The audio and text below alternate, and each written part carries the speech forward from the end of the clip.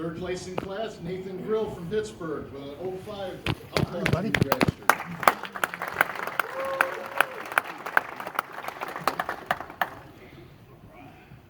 Second place, Carissa Triniz from Columbiana with a Junior Dragster.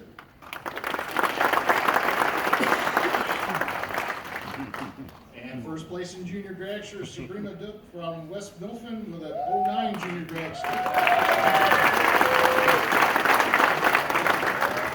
Now, hopefully, all of you young people that were in Junior Dragster, a couple more years, your parents will buy you a top fuel car or something. Because they're only a few more bucks in the Junior Dragster. Really Good job, buddy. save up your allowance. Let's see it. Whatever it's going to take. Custom convertible, placed in class. Good job, dude. Richard Awesome, dude. Fishkel.